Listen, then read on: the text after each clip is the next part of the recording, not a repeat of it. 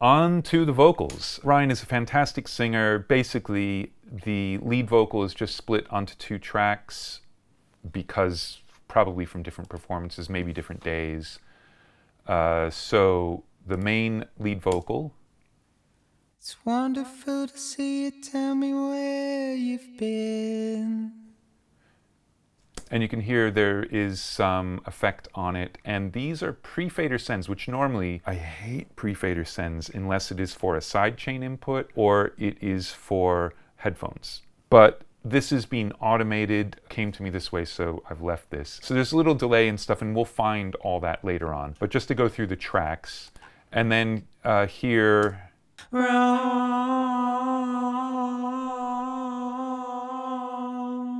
so doubled coming out of the first chorus, and then this track just sort of takes over. It could easily have been that Ryan was recording the vocal, got to that one spot and said, hold on, I want to double that, and went back, doubled it, and then he just sang the rest of the song. I don't think there's any deep reason why there are two vocal tracks instead of just having a double track. David, my old friend. The processing on the two is slightly different. Here's the usual FabFilter Pro Q3. That's on the one in the first half of the song. And then the one in the second half has a radiator to add a little bit of stuff. I'm guessing that these were done on different days and that this EQ was to help match them up. That's going to be my guess, and I'm going to stick to that. So we've got two dry lead vocal tracks.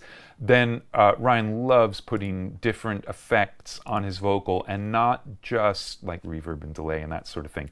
So here is some vocal processed through the Eventide 949 that Mike did, and a lot of his 949 stuff will be catching stuff and feedback on delays that will last longer. So this is just the big stereo delay that the 949 does, but now he's going to start catching it.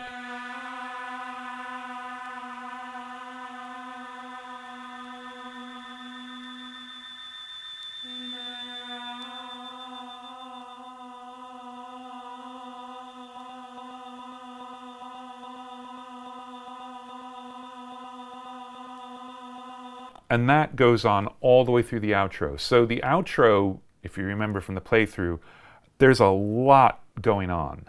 And a lot of it is actually quite chaotic. And you would think, well, if you're going to have 30 extra things going on in a portion of the song that's a minute long, you might want each of them to be very well defined and contained. And no, the chaos is part of the excitement of building it. It's not just adding stuff. So then, the next tracks are all going to be affected vocals. So there is a distorted track, which has some reverb and then some EQ.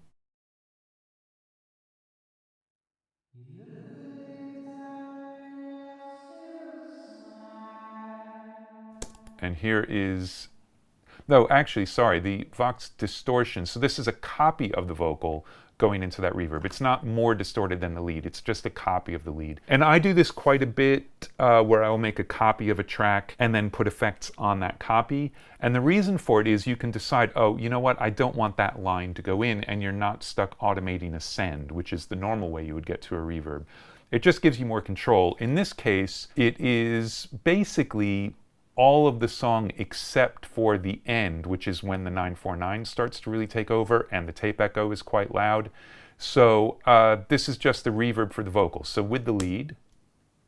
You look a little taller and you lost your smile. And that line again without.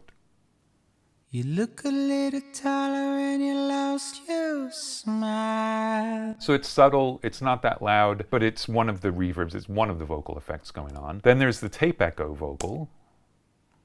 You look a little taller and you lost your smile. So very dry but filtered, little bit of distortion because it's a tape echo, but with the lead you can hear how long it is.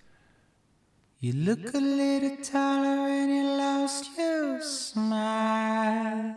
So really nice space to the vocal. The other thing is it's panned off to the right a bit. A lot of people will spend a lot of time trying to make the left and the right very, very balanced. And so if they had a mono tape echo, they'd put it right in the middle or split it off maybe 5 or something. There's no problem having this stuff split. But what you do is you look at the song as a whole. And if we go back up to the drums, what you'll notice is that the spring is off to the right and the delay is off to the left. So what this means is you get the vocal delay in the right, the drum delay in the left. They kind of balance each other, and the drum spring has nothing to do with the vocal delay, so it's easy to hear both of them on the right. So think big picture.